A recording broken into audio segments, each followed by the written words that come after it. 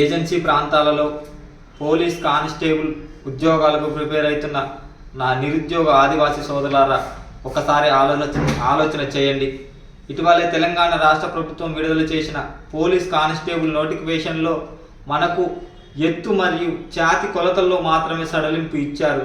కానీ గతంలో 2015, 18, 2022 నోటిఫికేషన్లలో స్థానిక ఆదివాసులతో 75% సివిల్ కానిస్టేబుల్ పోస్టులు భర్తీ చేయాలని స్పష్టంగా నోటిఫికేషన్లో మెన్షన్ చేయడం జరిగింది.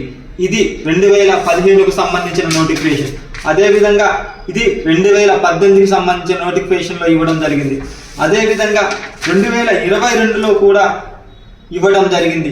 కానీ ఇటీవల విడుదల చేసిన నోటిఫికేషన్లో ఏజెన్సీ ప్రస్తావన ఎక్కడ తీసుకురాలేదు. కావున దయచేసి ఆలోచన చేయండి. మనకు గతంలో సివిల్ కానిస్టేబుల్ పోస్టులో 75% రిజర్వేషన్ ఉండేది. కానీ ఆ రిజర్వేషన్ ప్రస్తుతం 10%కి తగ్గే పరిస్థితి ఏర్పడింది. ఈ విషయాన్ని మీరు నోటిఫికేషన్లో చూశారో లేదో తెలియదు. నేను స్పష్టంగా గమనించి ఈ విషయంని ప్రత్యేకంగా మనకి GOMS నంబర్ 49 అని గెజిట్ ఉంది. ఈ గెజిట్లో మనకు ప్రత్యేకంగా ఏజెన్సీ ప్రాంతాలలో ఉన్న పోలీస్ స్టేషన్లో 75% ఆదివాసీలతోనే భర్తీ చేయాలని గవర్నర్ నుండి మనకి గెజిట్ ఉన్నప్పటికీ ఇటీవల తెలంగాణ పోలీస్ రిక్రూట్మెంట్ బోర్డ్ అందులో పేర్కొనలేదు. ఆయన ఆ విషయాన్ని గమనించి మంత్రి సీతక్క గారికి ఈ విషయాన్ని తెలియజేస్తే తక్షణమే మేడం గారు స్పందించి సీఎం ప్రిన్సిపల్ సెక్రటరీ అయినటువంటి శేషాద్రి నాయుడు గారికి ఈ విషయాన్ని మీరు మా వాళ్ళు వస్తారు, ఈ విషయాన్ని గమనించండి అని మంత్రి గారు చెప్పారు. అక్కడికి వెళ్ళాం. సార్ మాకు ఇట్లా జరిగింది, ఈ విషయాన్ని సూక్ష్మంగా నిశితంగా విషయాన్ని చెప్పా. సార్ మాకు ఇట్లా జరిగింది అంటే సార్ ఒక ప్రస్తావన తీసుకొచ్చారు. మీకు 2020లో జివో నెంబర్ 3 ఉండే, దాన్ని రద్దు చేశారు. ఆ రద్దు చేయడం వల్ల ఇటీవల ఇవ్వలేదు అని చెప్పారు. సార్ అది కాదు, మీరు ఆ జివో నెంబర్ 3 రద్దు చేశారు. కానీ 2022 నోటిఫికేషన్లో క్లియర్గా ఇచ్చారు. 2020లో రద్దు చేస్తే 2022లో ఎలా ఇచ్చారు అని అడిగా. అయితే అప్పుడు అన్నారు ఎవరు కోర్టు కేసు వేయలేదు కదా అంటే, సార్ అది కాదు, GOMS 49 ప్రకారం ఏజెన్సీ ప్రాంతాల్లో పోలీస్ స్టేషన్లో 75% ఆదివాసీలకే దక్కాలి అనే ఒక గెజిట్ ఉంది సార్. ఈ గెజిట్ ప్రకారం మీరు ఖచ్చితంగా అమలు చేయాలని సార్ గారికి చెప్పడం జరిగింది.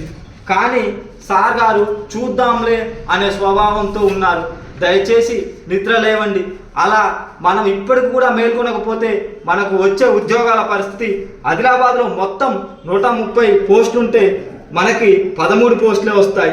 దయచేసి ఈ విషయాన్ని గమనించి మిగతా జిల్లాల్లో కూడా, ఇది భద్రాద్రి కొత్తగూడెం జిల్లాలో 139 పోస్టులు మొత్తంగా ఉంటే అందులో మనకు 10% రిజర్వేషన్ కల్పిస్తే 14 పోస్టులు వస్తాయి.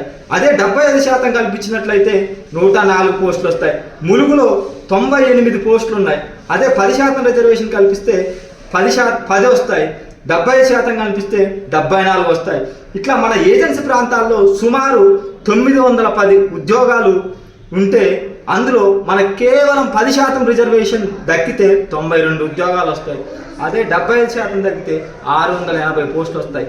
ఇక్కడ సుమారు 600 ఉద్యోగాలు లాస్ అవుతున్నాం. దయచేసి గమనించండి. ఇది లేనిది ఎక్కడిదో మనం ఏమని అడగట్లేదు. ఇందులో స్పష్టంగా పేర్కొన్న జీవోని మనం అమలు చేయండి. 2022లో ఏ విధంగా ఇచ్చారో అదే విధంగా 2026 నోటిఫికేషన్లో కూడా ఇవ్వండి సార్ అని చెప్పాం. దయచేసి చదివితే ఉద్యోగాలు రావన్నా 10% రిజర్వేషన్ ఉంది. మన జనాభా ఏజెన్సీ ప్రాంతాల్లో 70 నుంచి 80% ఉన్నాం. 80% జనాభాకి 10% రిజర్వేషన్ ఇస్తే ఉద్యోగాలు రావన్నా దయచేసి ఆలోచన చేయండి. ఏదో స్టడీ హాల్లో కూర్చొని మొద్దు నిద్రలో ఉంటే రాదన్నా. దయచేసి మనకు ఉద్యోగాలు ఎన్ని కల్పిస్తున్నాయి, మనకు భారత రాజ్యాంగం ఏం హక్కులు ఇచ్చింది, ఈ విషయాన్ని మీరు గమనించండి. ఇకనైనా మేల్కొనండి.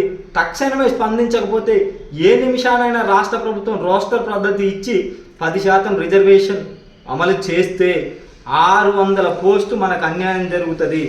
ఇదే కాక గతంలో ఏ విధంగా ఇచ్చారో అది ఇస్తే మనకు న్యాయం జరిగింది. లేదు అని ఈ నోటిఫికేషన్ మనం నిర్లక్ష్యం చేసినట్టే రానున్న రోజులలో కూడా ఏ ఒక్క నోటిఫికేషన్లో కూడా ఏజెన్సీలో పోలీస్ ఉద్యోగం ఆదివాసికి రాదు. దయచేసి ఆలోచన చేయండి. దయచేసి మీ స్థానిక ఎమ్మెల్యేలకు అందరికీ ఈ విషయాన్ని తెలియజేయండి. ఈ విషయాన్ని తెలియజేసి మన మంత్రి గారి దృష్టికి స్థానిక ఎమ్మెల్యేలు అదేవిధంగా మన నిరుద్యోగ యువత తరపున ఈ విషయాన్ని తెలియజేసి మనం అందరం కూడా మనకి ఏజెన్సీ ప్రాంతాల్లో 75% స్థానిక ఆదివాసులకు సివిల్ కానిస్టేబుల్లో రిజర్వేషన్ కల్పించే వరకు నిరంతరంగా పోరాడదాం. అది ఎక్కడో లేనిది కాదు. మన కోసం గవర్నర్ గెజిట్ నెంబర్ 49లో ప్రత్యేకంగా పొందుపరచడం జరిగింది. 2022లో అమలు చేశారు. కానీ ఈ ప్రభుత్వం ఎందుకు అమలు చేయటం లేదు?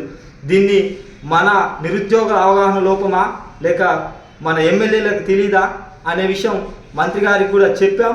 మేడం గారు చాలా సానుకూలంగా స్పందించారు. కానీ మన నిరుద్యోగ యువతనే మొద్దు నిద్రలో ఉన్నారు. దయచేసి మేల్కొనండి. ఇక మేల్కోకపోతే మన భవిష్యత్తే ప్రశ్నార్థకంగా మారే పరిస్థితి. దయచేసి ఆలోచన చేయండి అన్న. ఈ విషయాన్ని పూర్తిగా గమనించండి. ఇక్కడ 75% రిజర్వేషన్ ఇస్తే ఏ విధంగా ఇచ్చారు, 10% వస్తే ఏ విధంగా ఉంది? ఈ విషయాన్ని మీరు దయచేసి ఆలోచన చేయండి. 600 పోస్టులు లాస్ అవుతా ఉన్నాం కానిస్టేబుల్లో. దయచేసి ఆలోచన చేయండి. అందరికీ ధన్యవాదాలు. దయచేసి స్పందించండి అన్న. జై